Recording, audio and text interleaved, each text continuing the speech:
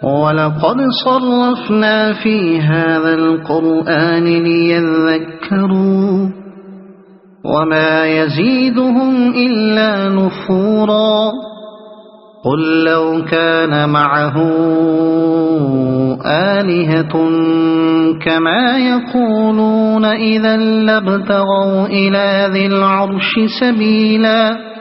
ہم نے اس قرآن میں طرح طرح سے لوگوں کو سمجھایا کہ ہوش میں آئیں، مگر وہ حق سے اور زیادہ دور ہی بھاگے جا رہے ہیں۔ اے محمد، ان سے کہو کہ اگر اللہ کے ساتھ دوسرے خدا بھی ہوتے جیسا کہ یہ لوگ کہتے ہیں تو وہ مالک عرش کے مقام پر پہنچنے کی ضرور کوشش کرتے، یعنی وہ خود مالک عرش بننے کی کوشش کرتے، اس لیے کہ چند ہستیوں کا خدائی میں شریک ہونا دو حال سے خالی نہیں ہو سکتا، یا تو وہ سب اپنی اپنی جگہ مستقل خدا ہوں، یا ان میں سے ایک اصل خدا ہو اور باقی اس کے بندے ہوں جنہیں اس نے کچھ خدائی اختیارات دے رکھے ہوں۔ پہلی صورت میں یہ کسی طرح ممکن نہ تھا کہ یہ سب آزاد و خود مختار خدا ہمیشہ ہر معاملے میں ایک دوسرے کے ارادے سے موافقت کر کے اس اتھا کائنات کے نظم کو اتنی مکمل ہم آہنگی، یکسانیت اور تناسب و توازن کے ساتھ چلا سکتے۔ ناگزیر تھا کہ ان کے منصوبوں اور ارادوں میں قدم قدم پر تصادم ہوتا، اور ہر ایک اپنی خدائی دوسرے خداؤں کی موافقت کے بغیر چلتی نہ دیکھ کر یہ کوشش کرتا کہ وہ تنہا ساری کائنات کا مالک بن جائے۔ رہی دوسری صورت تو بندے کا ظرف خدائی اختیارات تو درکنار، خدائی کے ذرا سے وہم اور شائبے تک کا تحمل نہیں کر سکتا۔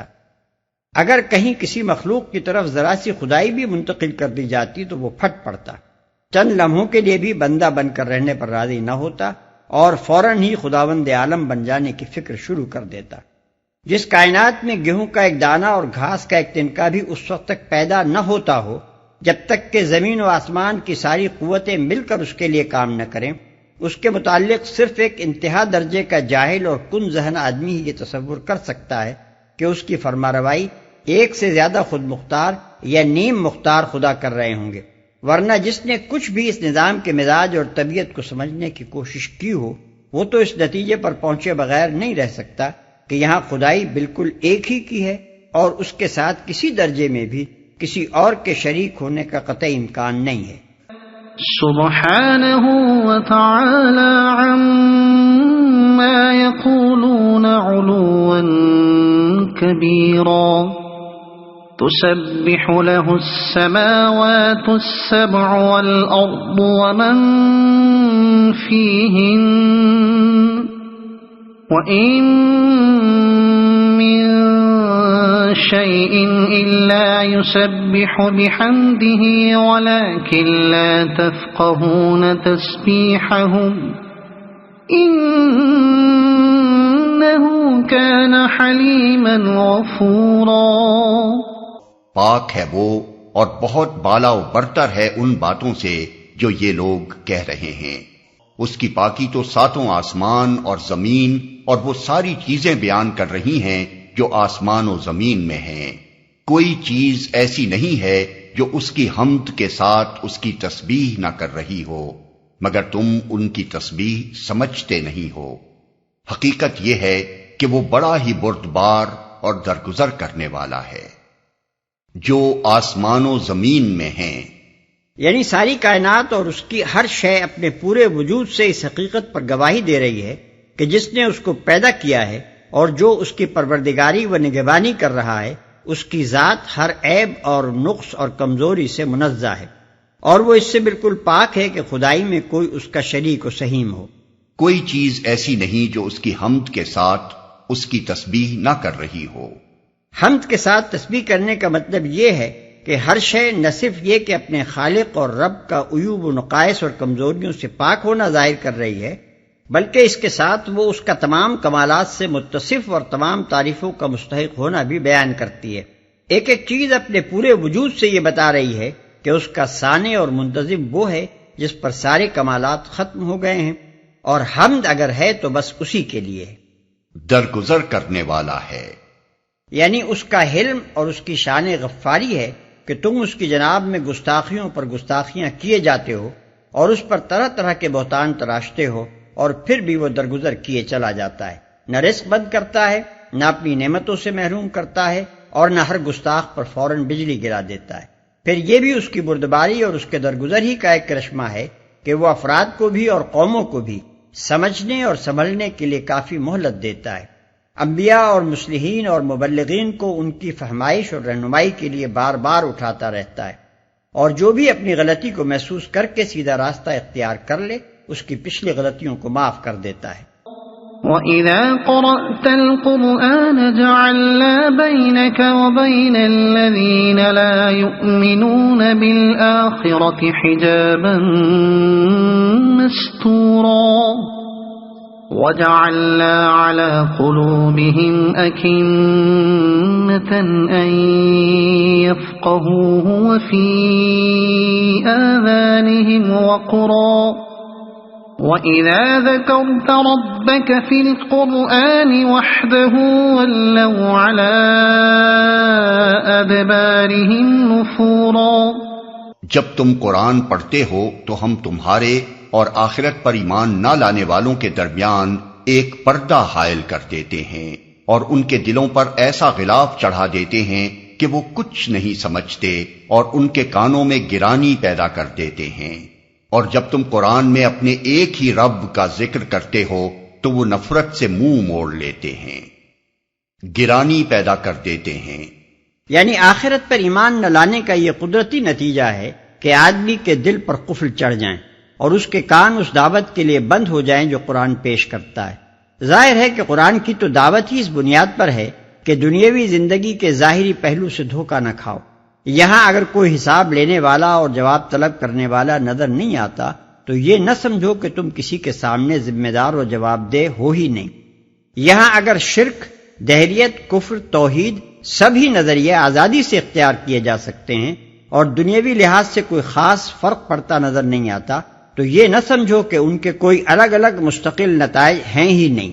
یہاں اگر فسق و فجور اور طاعت و تقوی ہر قسم کے رویے اختیار کیے جا سکتے ہیں اور عملاً ان میں سے کسی رویے کا کوئی ایک لازمی نتیجہ رونما نہیں ہوتا تو یہ نہ سمجھو کہ کوئی اٹل اخلاقی قانون سرے سے ہے ہی نہیں۔ دراصل حساب طلبی و جواب دہی سب کچھ ہے، مگر وہ مرنے کے بعد دوسری زندگی میں ہوگی۔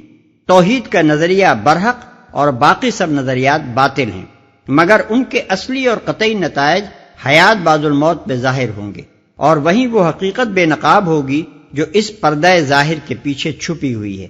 ایک اٹل اخلاقی قانون ضرور ہے جس کے لحاظ سے فسق نقصان رساں اور طاعت فائدہ بخش ہے، مگر اس قانون کے مطابق آخری اور قطعی فیصلے بھی بعد کی زندگی ہی میں ہوں گے۔ لہذا تم دنیا کی اس عارضی زندگی پر فریفتہ نہ ہو اور اس کے مشکوک نتائج پر اعتماد نہ کرو، بلکہ اس جواب دہی پر نگاہ رکھو جو تمہیں آخر کار اپنے خدا کے سامنے کرنی ہوگی، اور وہ صحیح اعتقادی اور اخلاقی رویے اختیار کرو جو تمہیں آخرت کے امتحان میں کامیاب کرے۔ یہ ہے قرآن کی دعوت۔ اب یہ بالکل ایک نفسیاتی حقیقت ہے کہ جو شخص سرے سے آخرت ہی کو ماننے کے لیے تیار نہیں ہے اور جس کا سارا اعتماد اسی دنیا کے مظاہر اور محسوسات و تجربات پر ہے، وہ کبھی قرآن کی اس دعوت کو قابل التفات نہیں سمجھ سکتا۔ اس کے پردہ گوشت سے تو یہ آواز ٹکرا ٹکرا کر ہمیشہ اچٹتی ہی رہے گی، کبھی دل تک پہنچنے کی راہ نہ پائے گی۔ اسی نفسیاتی حقیقت کو اللہ تعالیٰ ان الفاظ میں بیان فرماتا ہے کہ جو آخرت کو نہیں مانتا ہم اس کے دل اور اس کے کان قرآن کی دعوت کے لیے بند کر دیتے ہیں، یعنی یہ ہمارا قانون فطرت ہے جو اس پر یوں نافذ ہوتا ہے۔ یہ بھی خیال رہے کہ یہ کفار مکہ کا اپنا قول تھا جسے اللہ تعالیٰ نے ان پر الٹ دیا ہے۔ سورہ حامیم سجدہ میں ان کا یہ قول نقل کیا گیا ہے کہ وَقَالُوا قُلُوبُنَا فِي أَكِنَّةٍ مِّمَّا تَدْعُونَا إِلَيْهِ وَفِي آذَانِنَا وَقْرٌ وَمِن بَيْنِنَا وَبَيْنِكَ حِجَابٌ فَاعْمَلْ إِنَّنَا عَامِلُونَ۔ آیت 5۔ یعنی وہ کہتے ہیں کہ اے محمد صلی اللہ علیہ وسلم، تو جس چیز کی طرف ہمیں دعوت دیتا ہے اس کے لیے ہمارے دل بند ہیں اور ہمارے کان بہرے ہیں اور ہمارے اور تیرے درمیان حجاب حائل ہو گیا ہے، پس تو اپنا کام کر، ہم اپنا کام کیے جا رہے ہیں۔ یہاں ان کے اسی قول کو دہرا کر اللہ تعالیٰ یہ بتا رہا ہے کہ یہ کیفیت جسے تم اپنی خوبی سمجھ کر بیان کر رہے ہو، یہ تو دراصل ایک پھٹکار ہے جو تمہارے انکار آخرت کی بدولت ٹھیک قانون فطرت کے مطابق تم پر پڑی ہے۔ منہ موڑ لیتے ہیں۔ یعنی انہیں یہ بات سخت ناگوار ہوتی ہے کہ تم بس اللہ ہی کو رب قرار دیتے ہو، ان کے بنائے ہوئے دوسرے ارباب کا کوئی ذکر نہیں کرتے۔ ان کو یہ وہابیت ایک آن پسند نہیں آتی کہ آدمی بس اللہ ہی اللہ کی رٹ لگائے چلا جائے، نہ بزرگوں کے تصرفات کا کوئی ذکر، نہ آستانوں کی فیض رسانی کا کوئی اعتراف، نہ ان شخصیتوں کی خدمت میں کوئی خراج تحسین جن پر ان کے خیال میں اللہ نے اپنی خدائی کے اختیارات بانٹ رکھے ہیں۔ وہ کہتے ہیں کہ یہ عجیب شخص ہے جس کے نزدیک علم غیب ہے تو اللہ کو، قدرت ہے تو اللہ کی، تصرفات و اختیارات ہیں تو بس ایک اللہ ہی کے۔ آخر یہ ہمارے آستانوں والے بھی کوئی چیز ہیں یا نہیں جن کے ہاں سے ہمیں اولاد ملتی ہے، بیماروں کو شفا نصیب ہوتی ہے، کاروبار چمکتے ہیں اور منہ مانگی مرادیں بر آتی ہیں۔ نحن أعلم بما يستمعون به إذ يستمعون إليك وإذ هم نجوى إذ يقول الظالمون إن تتبعون إلا رجلا مسحورا۔ ہمیں معلوم ہے کہ جب وہ کان لگا کر تمہاری بات سنتے ہیں تو دراصل کیا سنتے ہیں، اور جب بیٹھ کر باہم سرگوشیاں کرتے ہیں تو کیا کہتے ہیں۔ یہ ظالم آپس میں کہتے ہیں کہ یہ تو ایک سحر زدہ آدمی ہے جس کے پیچھے تم لوگ جا رہے ہو۔ یہ اشارہ ہے ان باتوں کی طرف جو کفار مکہ کے سردار آپس میں کیا کرتے تھے۔ ان کا حال یہ تھا کہ چھپ چھپ پر قرآن سنتے اور پھر آپس میں مشورے کرتے تھے کہ اس کا توڑ کیا ہونا چاہیے۔ بسا اوقات انہیں اپنے ہی آدمیوں میں سے کسی پر یہ شبہ بھی ہو جاتا تھا کہ شاید یہ قرآن سن کر کچھ متاثر ہو گیا ہے، اس لیے وہ سب مل کر اس کو سمجھاتے تھے کہ اجی یہ کس کے پھیر میں آ رہے ہو، یہ شخص تو سحر زدہ ہے، یعنی کسی دشمن نے اس پر جادو کر دیا ہے، اس لیے بہکی بہکی باتیں کرنے لگا ہے۔ انظر كيف ضربوا لك الأمثال فضلوا فلا يستطيعون سبيلا۔ دیکھو کیسی باتیں ہیں جو یہ لوگ تم پر چھانٹتے ہیں، یہ بھٹک گئے ہیں، انہیں راستہ نہیں ملتا۔ یعنی یہ تمہارے متعلق کوئی ایک رائے ظاہر نہیں کرتے، بلکہ مختلف اوقات میں بالکل مختلف اور متضاد باتیں کہتے ہیں۔ کبھی کہتے ہیں تم خود جادوگر ہو، کبھی کہتے ہیں تم پر کسی اور نے جادو کر دیا ہے، کبھی کہتے ہیں تم شاعر ہو، کبھی کہتے ہیں تم مجنون ہو۔ ان کی یہ متضاد باتیں خود اس بات کا ثبوت ہیں کہ حقیقت ان کو معلوم نہیں ہے، ورنہ ظاہر ہے کہ وہ آئے دن ایک نئی بات چھانٹنے کے بجائے کوئی ایک ہی قطعی رائے ظاہر کرتے۔ نیز اس سے یہ بھی معلوم ہوتا ہے کہ وہ خود اپنے کسی قول پر بھی مطمئن نہیں ہیں۔ ایک الزام رکھتے ہیں، پھر آپ ہی محسوس کرتے ہیں کہ یہ چسپاں نہیں ہوتا، اس کے بعد دوسرا الزام لگاتے ہیں اور اسے بھی لگتا ہوا نہ پا کر ایک تیسرا الزام تسلیف کر لیتے ہیں۔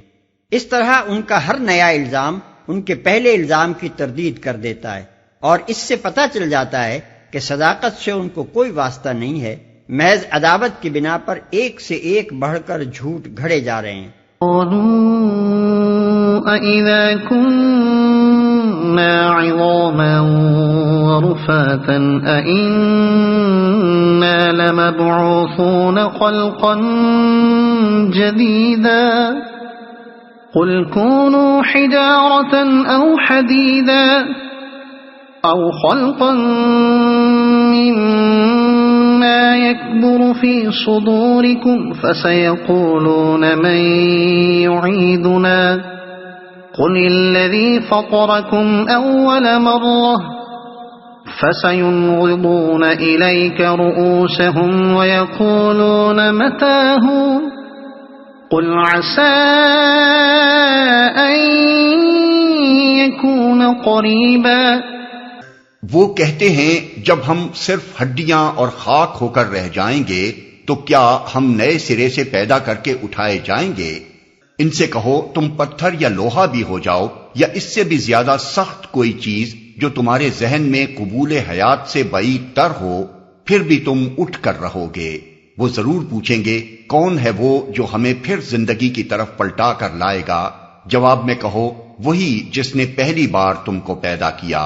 وہ سر ہلا ہلا کر پوچھیں گے اچھا تو یہ ہوگا کب؟ تم کہو کیا جب وہ وقت قریب ہی آ لگا ہو۔ وہ سر ہلا ہلا کر پوچھیں گے۔ انغاز کے معنی ہے سر کو اوپر سے نیچے اور نیچے سے اوپر کی طرف ہلانا، جس طرح اظہار تعجب کے لیے یا مذاق اڑانے کے لیے آدمی کرتا ہے۔ يوم يدعوكم فتستجيبون بحمده وتظنون إن لبثتم إلا قليلا۔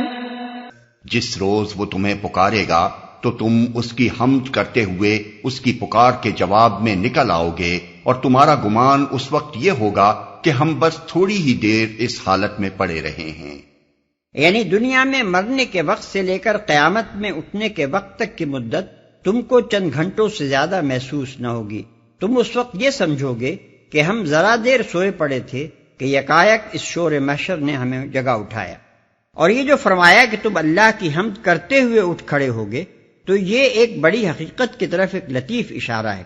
اس کا مطلب یہ ہے کہ مومن اور کافر ہر ایک کی زبان پر اس وقت اللہ کی حمد ہوگی۔ مومن کی زبان پر اس لیے کہ پہلی زندگی میں اس کا اعتقاد و یقین اور اس کا وظیفہ یہی تھا، اور کافر کی زبان پر اس لیے کہ اس کی فطرت میں یہی چیز ودیت تھی، مگر اپنی حماقت سے وہ اس پر پردہ ڈالے ہوئے تھا۔ اب نئے سرے سے زندگی پاتے وقت سارے مصنوعی حجابات ہٹ جائیں گے اور اصل فطرت کی شہادت بلا ارادہ اس کی زبان پر جاری ہو جائے گی۔